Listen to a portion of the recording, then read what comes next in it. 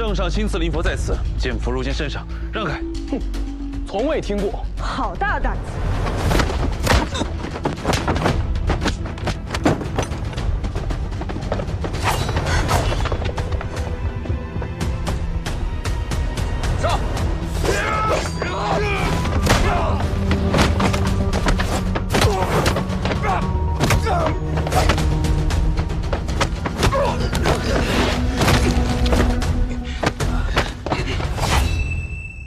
跑啊！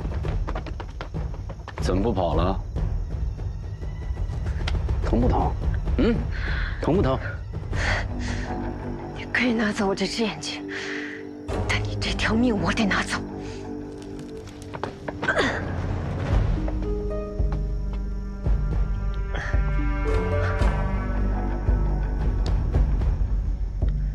你是内卫，来这里干什么？ 想不通吗？想不通就跟我回内业去慢慢想。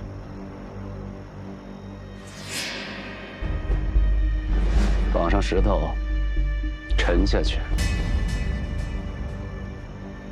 谁都没有见过这个人。可他是宫里的人，要杀吗？他活着，咱们都得死。做得干净点儿。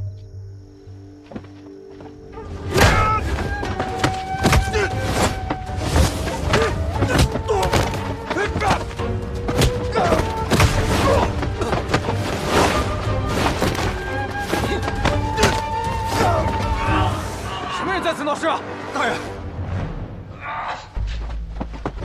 大人，有人私闯民宅。内业局办案。哎呀，失敬失敬，内卫查案，万年县衙定当配合。范督长，好。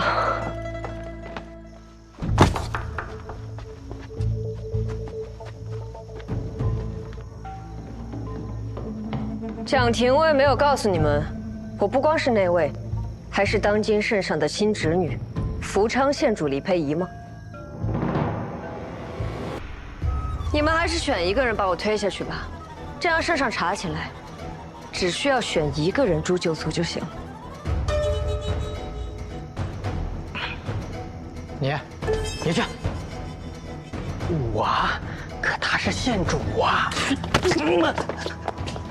你要是不动手，就陪他一起死。别怕，轻轻推我一下就好了。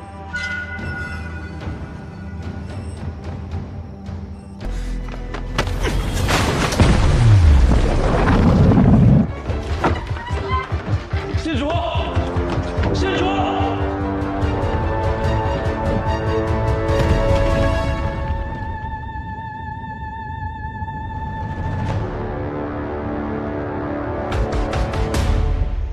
别怕，轻轻推我一下就好了。你们也凑近一些，让我把你们的脸都记住。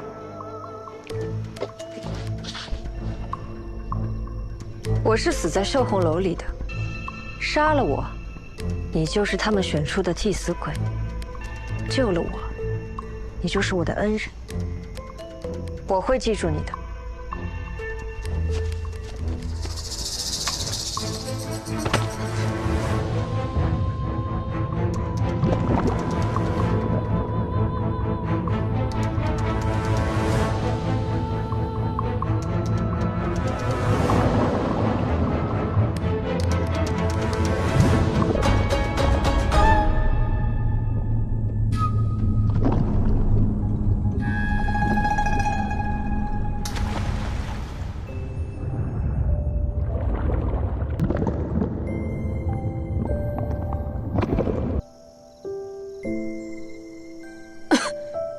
老大，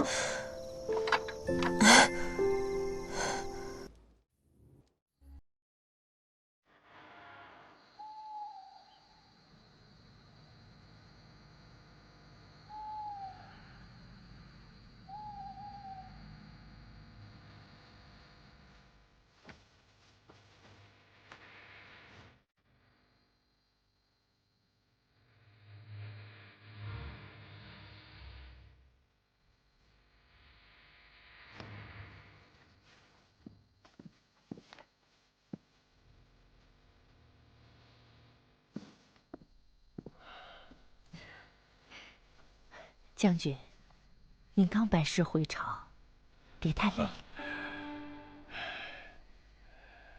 夫人，就看完这些，夫人先去休息吧，我马上就来。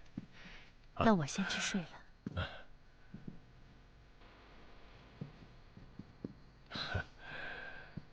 夫人，我来给主人送茶。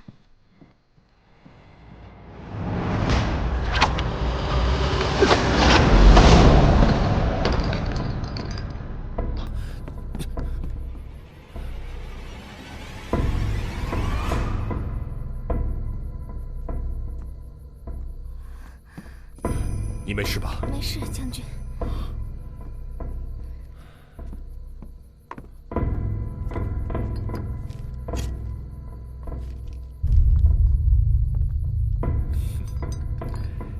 无非是反战小人嫉妒我罢了。小梅啊，你下去吧。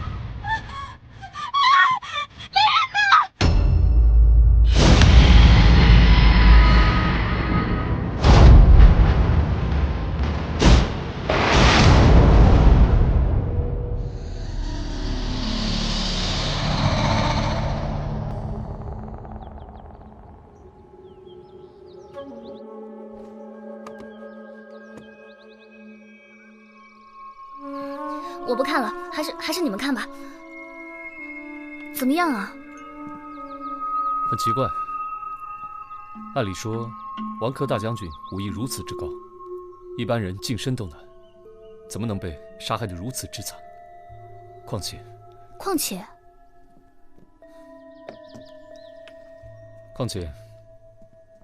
这把剑就在他身边，说明他生前肯定用它去抵御。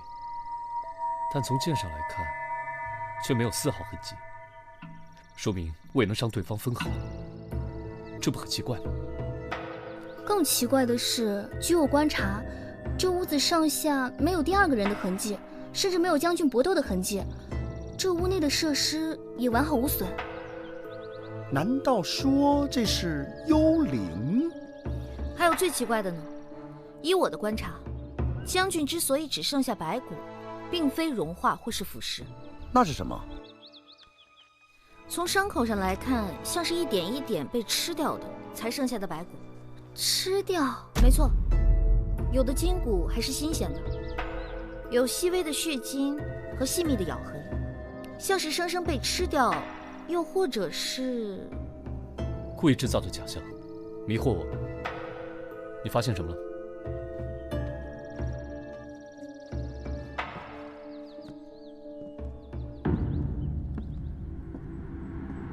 现场没有入室的痕迹，从门而入也太明显了吧？那这凶手是怎么进来的呢？难道他之前就一直藏在这间屋子里？不可能。家丁告诉我，为恭迎将军平息战乱，凯旋而归，府上已经把每个犄角旮旯都打扫过了。更何况，这个房间无处可藏。将军应该是先被杀死，再变成了白骨。可王将军的威名你们听说了吗？那武功可是盖世无双啊！究竟谁有这么大的能耐，让将军还没有出手就被杀死了呢？那得去问问昨天到底发生什么事情了。走。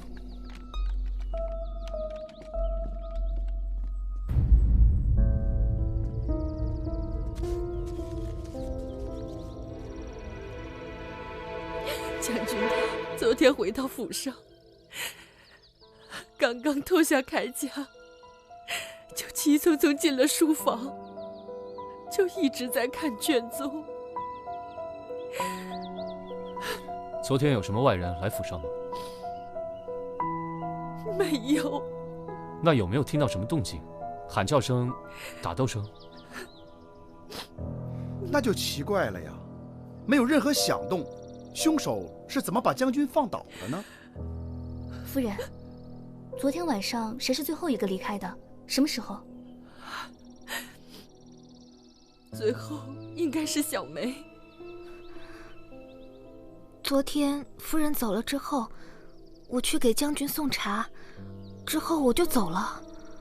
那你最后离开的时候，没有发生什么奇怪的事情吗？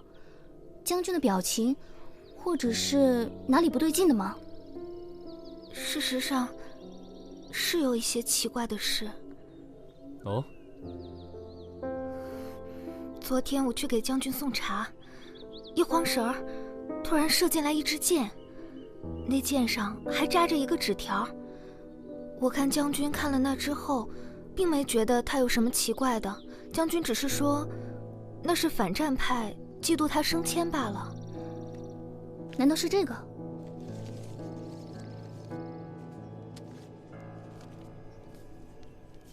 今一将功成，而万骨枯矣。神嘞！那将军府不是有重兵把守吗？那人是怎么进来的呀？这箭是从什么方向射来的？当时我背对着，箭应该是从门口射进来的。如果不是将军，小梅就已经命丧黄泉了。如果是这样，反战派对将军攻击的可能性很大。将军刚刚升至代国公，眼红的很多，这主战派和反战派势不两立，经常在朝廷上掐起来。将军的升迁本可以让主战派一飞冲天，而现在杀死将军，对反战派确实能带来不少好处。李少卿，请你们一定要为将军做主啊！拜托你们了。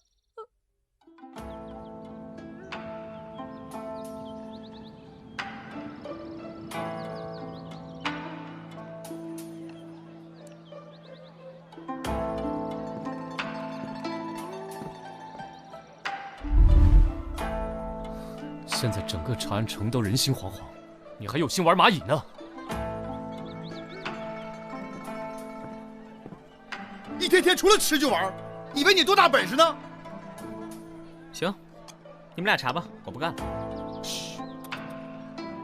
切，不跟你俩一般见识。哎，可千万别小看这蚂蚁，将军的死可是跟这蚂蚁有很大的关系。瞎说。怎么能跟蚂蚁有关系呢？将军的死？那我问你啊，将军回家之前，夫人是不是已经把将军府打扫得干干净净了？对啊。那我怎么又会在书房的后墙角里发现松土呢？那又怎么样呢？我曾经在大邑见过这种蚂蚁，这种蚂蚁呢叫军蚁。别看一只军蚁的力量不算什么，但是把它们聚集起来，吃下一只猛虎都不在话下。哦，那你说那是大邑耶？长安城怎么可能有大邑的军蚁呢？不可能，你净瞎说。这么看来，是有人故意把军蚁引进将军书房了。对。将军府内房间众多，而军蚁只出现在将军所在的房间，并且只杀死将军一人，所以我认为是有人预谋的。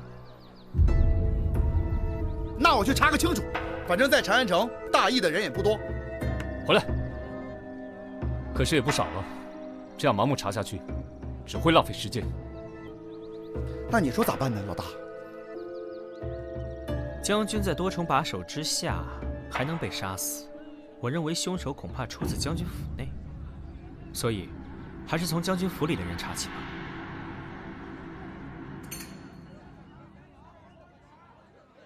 可以。切，李少卿，不是我不配合，而是接触到书房的人实在是太多了。当日为了迎接将军，全府上下的人都在打扫清洗。你让我上哪儿去找出这个嫌疑人呢？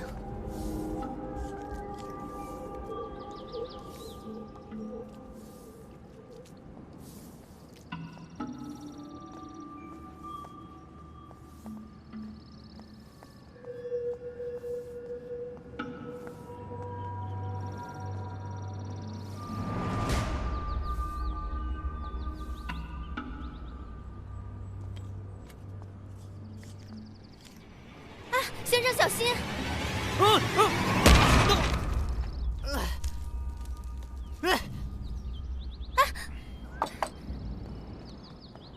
先生，先生，你没事吧？我没事儿。我这就找人来救你，别着急。啊，好。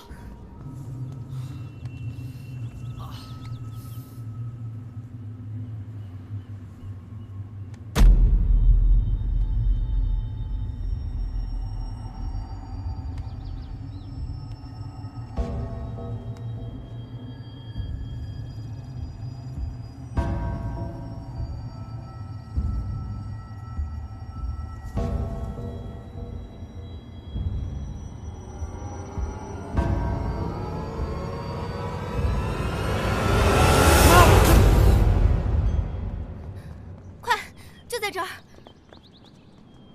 你怎么跑那里面去了？快，把绳子放下来，拉我上去！抓住我！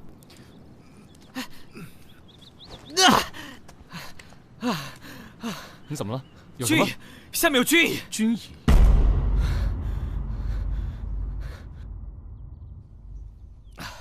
夫人，我们已经派人在花园中寻找蚁穴了。你是说？一群蚂蚁吃掉了一个驰骋沙场的将军。夫人，我知道你很难相信，但现在看来，这种可能性最大。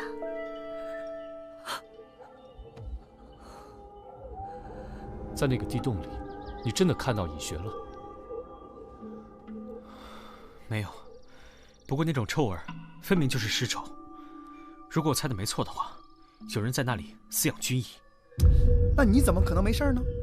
哎，你很期待我有事是吗？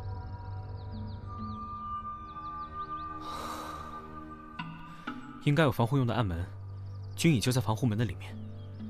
这也是军蚁没有攻击其他人的原因。军蚁的领地感很强，一旦闯入他们的领地，都被视作侵犯，一定会攻击的。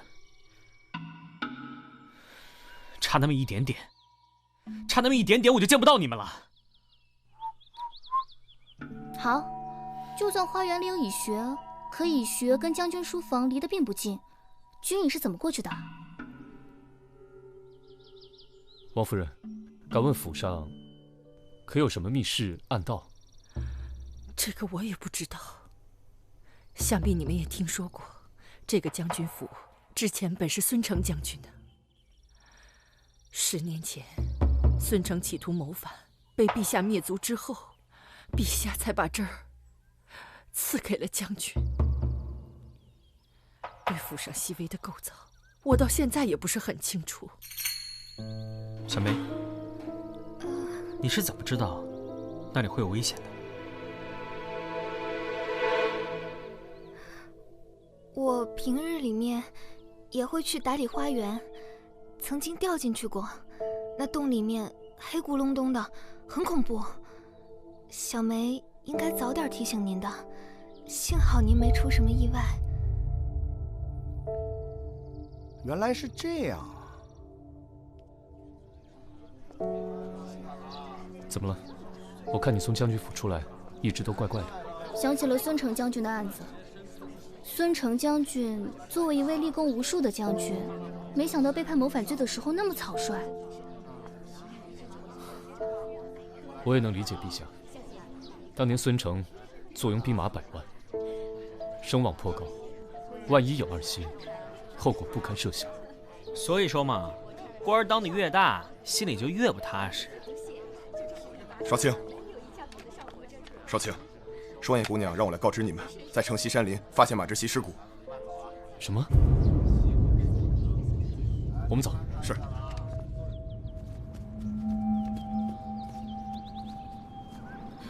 你们到哪儿去了？这么晚才来？怎么样了？自己看喽。不过这次有点不一样，是黑骨。骨头怎么会变黑呢？这次应该不是君乙所为，尸骨头没有挣扎移动的痕迹，说明马志熙也是在变成骸骨之前就已经死了。若是君乙所为的话，这附近又没有遮挡物，恐怕凶手也在劫难逃。这山林的动物都会有死伤的。这马志熙一个人来这么偏僻的地方干什么呢？马志熙和王科将军关系甚好，都是主战派的主要大臣。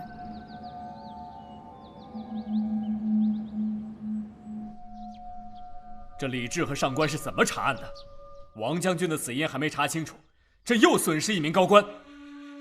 凶手如此狠毒，再不水落石出的话，谁知道他接下来还有什么计划？陛下息怒。陛下，微臣愿意协助李少卿和上官公办理此案，3日之内必会水落石出。我想大家都了解，在朝中主战最激烈的，除了王科将军和马志熙，就剩下我了。若是这凶手再抓不着的话，只怕是……那依您所见，凶手应该是谁呢？我心中自有嫌疑人，只是没有任何证据，也不好乱说。季良兄，莫非是怀疑朝中大臣作乱？李少卿，你不这么认为吗？近来朝堂内党派斗争确实激烈，但在李某看来，还没有到这种相继残忍杀害2位高官的程度。付出惨重代价的人，往往是没有理智的。他们做出怎样出格的事情，我们常人都无法理解。季良兄尽管放心，有我李治在，季良兄绝对不会出事。好，来，喝茶。哎，我来。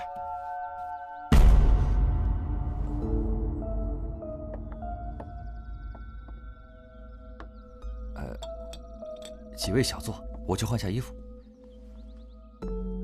其实张继良这些顾虑也情有可原，毕竟死掉的跟他关系不错，而且又都是主战大臣。三炮，去调派些人手，绝不能让张继良有半点闪失。知道了。我们去马志熙家，看看还有什么线索。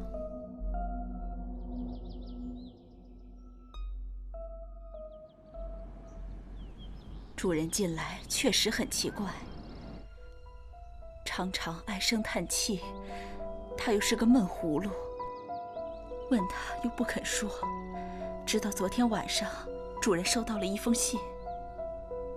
一封信？一封很奇怪的信。他看完之后，愈发沉默了。那封信现在在哪里啊？主人看完之后，就把信烧了，而且还躲躲闪闪，生怕我看见似的。所以，你是不知道信上内容的？我以为是朝中机密，就没敢多问。然后他就去山林了？我并不知道他去了哪儿，他只说要一个人出去走走，可过了丑时之后还没回来。我才发觉不对劲，就赶紧派人四处找，没想到，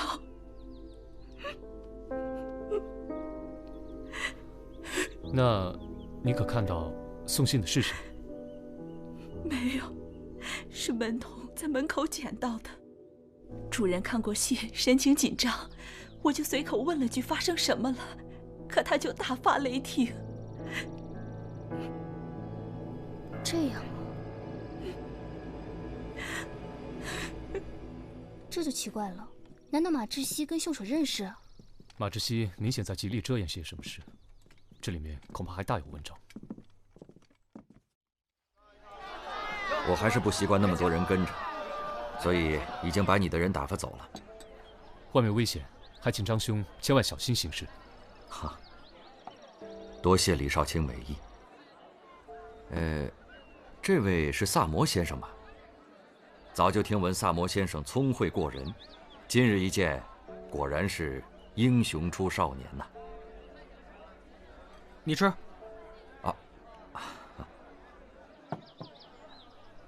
张兄，今日来此，所为何事啊？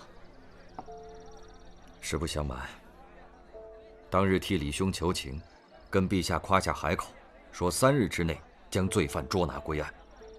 今天我来，就是想问问李兄，这案子怎么样了？惭愧啊，这马志熙的死因都未能查出，凶手更别提了。这也不能怪李兄，还是凶手太过于狡猾。大消息！大消息！什么消息啊？这么开心啊？我可能明白马志熙是怎么死的了。快讲来！我爹跟我讲，他今日进宫的时候，看见西域大使进献了一件宝物，名叫霸王水，说可以瞬间融化衣物，甚至是人。你是说，这可能跟马志熙的死有关？没错。于是我跟陛下要了几滴回家试了试，你们猜怎么着？快说吧，还每次要人请啊？不到1刻钟的时间，那死老鼠就只剩骨头了。更神奇的是，那骨头上面也有一层黑色。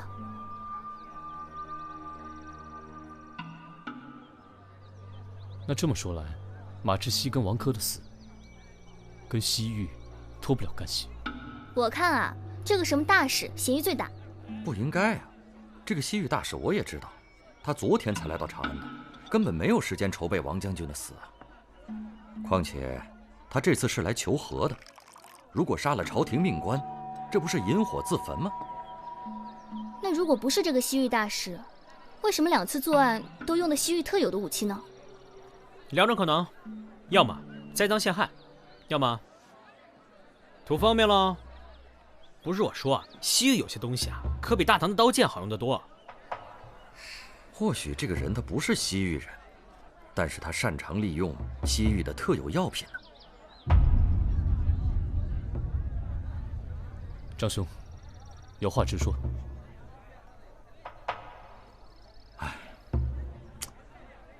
2年前，我跟高基一起出使过西域，当时高基就对这西域的物品特别感兴趣，也带回来许多。到现在，我想高基已经收藏了不少西域的珍奇玩意儿了吧？就算是这样的话，也不能证明高基就是凶手啊。反战最激烈的就是高基了，他多年来与我们政见不合，朝上朝下唇枪舌战，关系十分不好。若是怀疑，我第一个怀疑的就是他。这些也都只是猜测而已。以我对高基的了解，他不可能杀人。了解？你对高基有多少了解？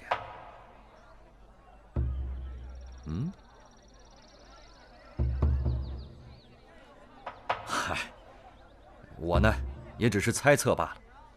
法网恢恢，疏而不漏。我相信真正的凶手会露出马脚的。行了，我还有事，就不陪各位了。告辞。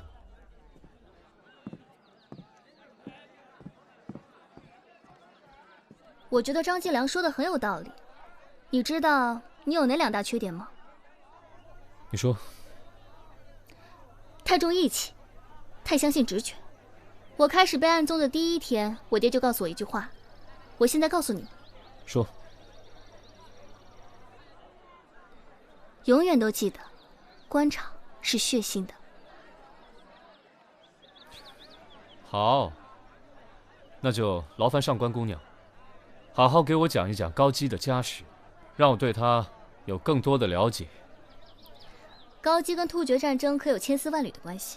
他曾经作为副将，跟随孙承将军一起出兵作战，那时他有5个儿子。5个儿子？不过在对战突厥的时候都死了。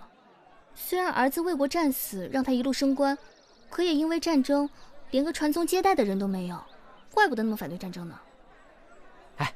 那张继良有没有参加突厥战争啊？对，那场战争也有张继良。那时候张继良还只是王将军手下的一个副尉。高基有2个儿子是在马志熙手下牺牲，3个儿子是在王科将军手下牺牲。高基恨他们，也情有可原。这些也还都是推测，并没有确凿的证据。不调查怎么会有证据啊？哎，哎，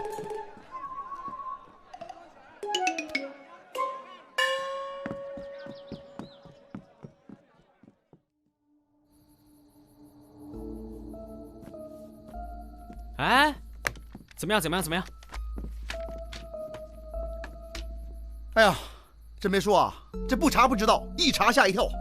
这高基啊，还真奇怪。大家都知道，这高基啊，性格温和，品行纯良，可通常为官。作为同僚，他一没有去参加王珂的葬礼，二没有去关心马志熙的事情，前天还神采奕奕的在自己的府里转悠，昨天就说自己病了，请旨要告老还乡。你们说奇不奇怪？奇不奇怪？这个老狐狸，一定是报完仇就想跑。这么看来，我的推测是没有错。高基为了报5个儿子的仇，先后杀了王将军和马志熙，是不是高基？搜一搜不就知道了。我问你，你敢搜高府吗？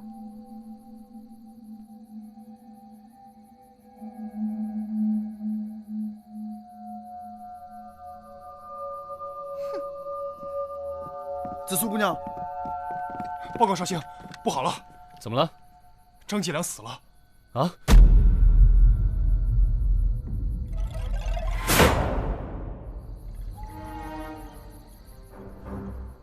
和王将军的死差不多，尸骨很干净，只剩下白骨，其他的也没什么好查的。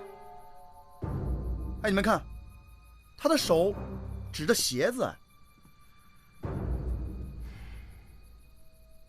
鞋子很干净，没什么线索。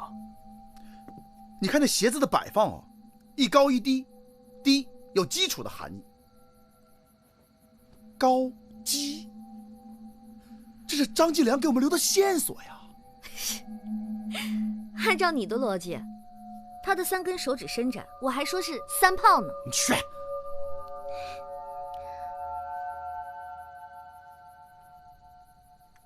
哎，你去哪儿啊？紫苏3炮跟我走，我要搜查高基府。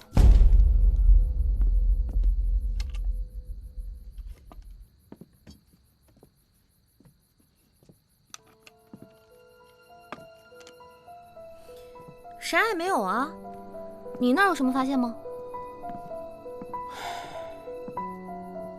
奇怪，不管是军医，或者是霸王水，还是别的什么，总会留下点痕迹吧？你不是知道很多新鲜玩意儿吗？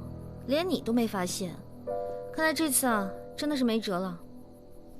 凶手究竟是怎么做的呢？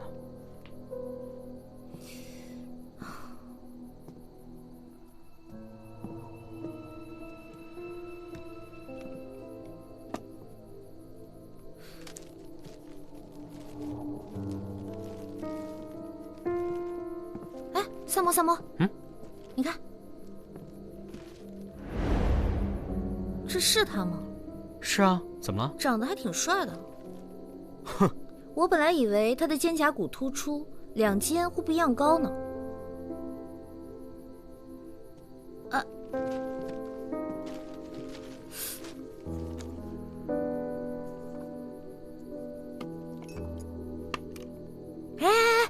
你干嘛？不要伤害他。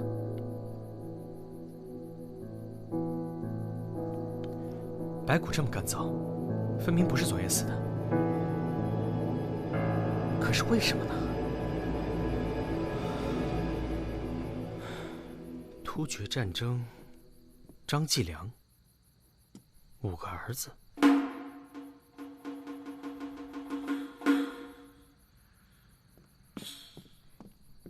有进展吗？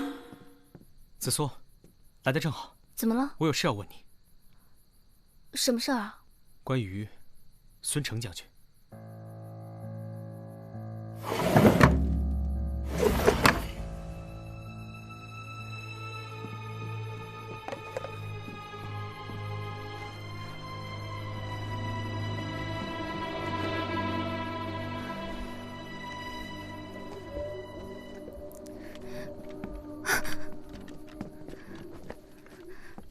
犯了案就想走吗？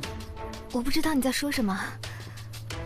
孙木心，将军书房里的军椅就是你打开密室放下来的吧？什么？你是最后一个离开将军书房的人，又是孙成将军的女儿。书房里的机关，想必你很清楚吧？公子，你怎么了？我不知道你在说什么，我更不知道孙成是谁。我要去洗衣服了。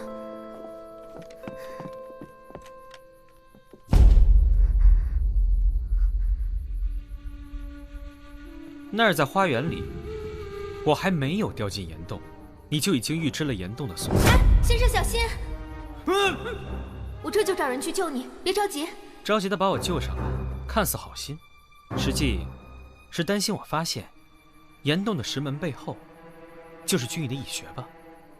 你是说他把军椅放到将军的书房？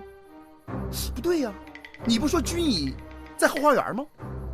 难道他一只一只拿过去的？军椅的蚁穴的确是在花园的岩洞里，但是那个蚁穴却有一条暗道通往将军的书房。那日李少卿派人搜索，已经发现了暗道里的石门，只是当时还没办法确定凶手，就又给了你后续作案的机会。你先用石门把军椅封闭起来，待将军回来的前几天停止攻势。将军刚刚从战场上回来，自然身上沾满了血腥的气息，很容易吸引军蚁。而军蚁的口中有毒，同时被很多的军蚁叮咬，人就会陷入昏迷当中。而昏迷之后的王将军，只能听任庞大的军蚁部队蚕食了。可那支箭呢？那句话又是为什么呢？我从来没有说过，凶手只有一位。另一位凶手非常狡猾，他故意留下一些信息，其目的是诱导我们去往政治斗争上考虑。不是我干的，是我一个人干的，是我害死王将军的。果然有同党。那马志熙呢？他又怎么死的？马志熙，他应该是对凶手非常信任，才被骗到山林。凶手将其杀死后，再用霸王水制造了骸骨假象。凶手跟马志熙很熟？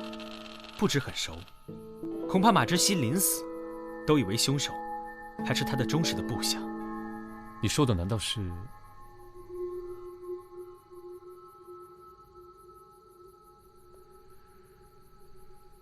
你想让你的妹妹承担所有的罪责吗？我知道你在这个房间里。张继良。张继良，他不是？把小梅带走。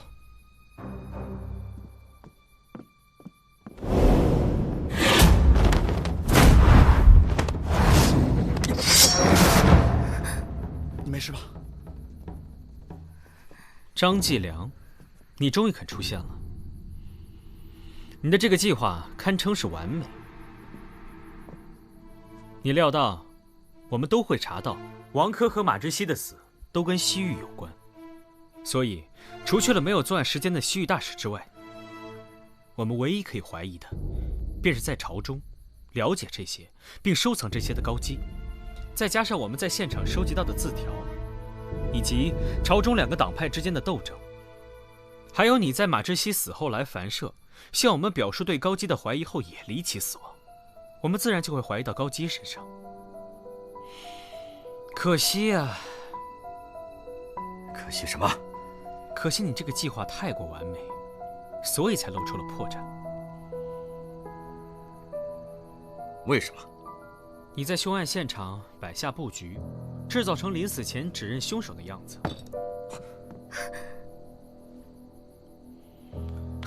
可是你想，你都有时间来现场指认凶手，为何不想办法呼救呢？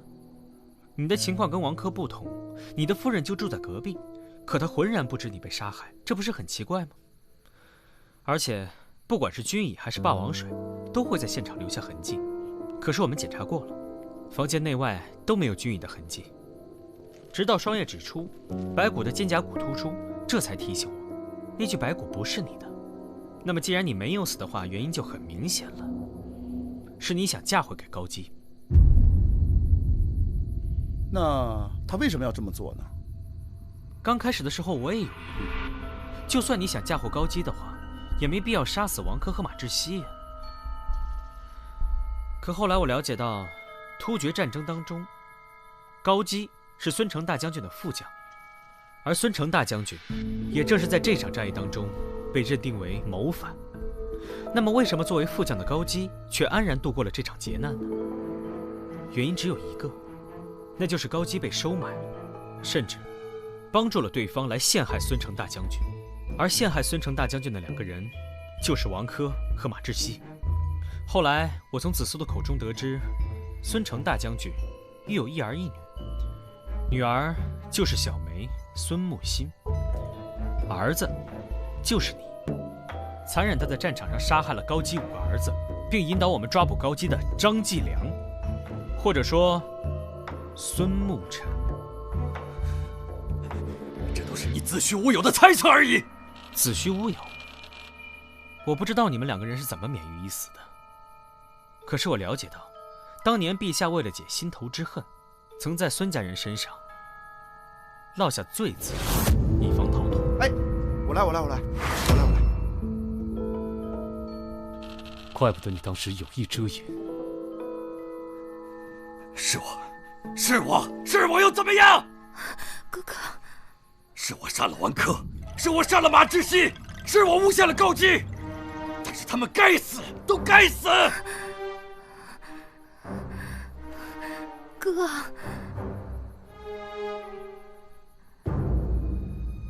所谓的将军，所谓的王珂将军，还是个常打败仗的小将。在大唐，我父亲的威名，谁人不知，谁人不晓。就在突厥一战即将胜利之时，朝廷内部却认定我父亲在外自立门户，趁班师回朝之际，谋权篡位。是王珂，是他的嫉妒，他联合马志熙陷害我父亲。可怜我父亲当时为国浴血奋战，无心理会这些谣言。可是高姬呢？高姬为了保住他的性命，他居然背叛了我的父亲，制造了假的信函交给了皇上。当时父亲大权在握，皇上怕他功高盖主，所以草草定罪。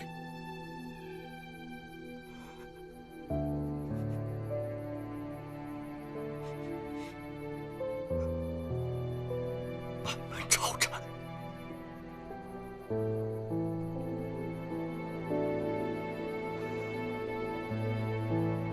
当时我父亲的生死之交，也是我的义父。他为了我们孙家能留下香火，在押送犯人的时候，把我和我妹妹偷了出来。可他牺牲了他的2个孩子。就在那个时候，我就下定了决心，我一定要为孙家，为那2个孩子报仇。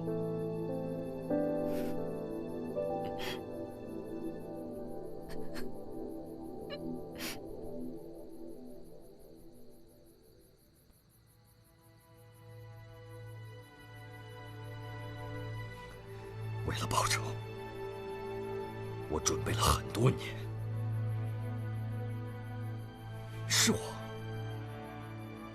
是我在军队里先后设计害死了高姬的5个儿子，我要让他尝尝断子绝孙的滋味。自从王珂回朝的第1天起，我就以他熟悉的方式，给他重述了多年前陷害我父亲的过程。他们都吓傻了，他们以为是冤魂索命。我跟马志熙说出自己因为孙成将军的事情受到了威胁，约他出来想问清楚事实。有想到过，我就是孙沐尘，所以他被我轻而易举的就杀死了。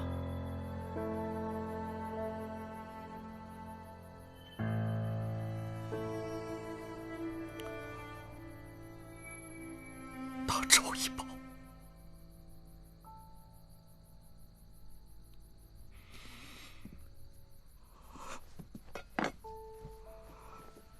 爹，娘，义父，你们在天之灵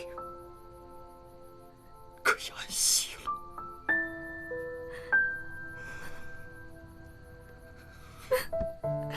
哥哥，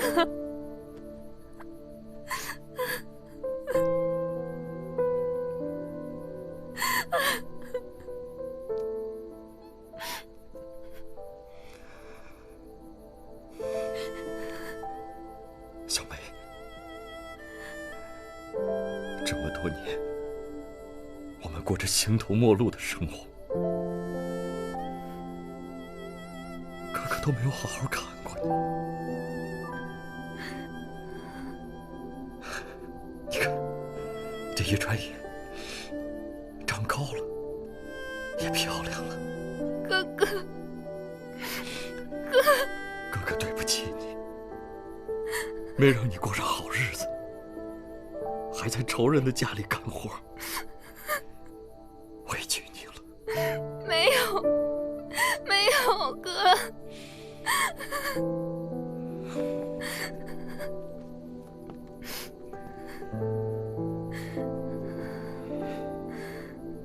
军医是我弄的，跟我妹妹没有任何关系，她什么都不知道。哥，有啥要夸，随便你们。哥，放过我妹妹！哥，走，哥，带她走，快走！哥哥，我不走。带她走！不，我不走，我不走。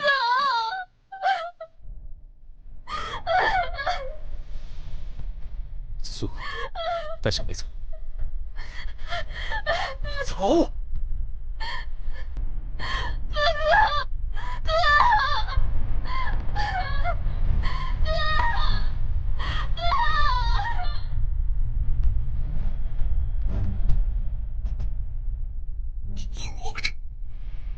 三炮，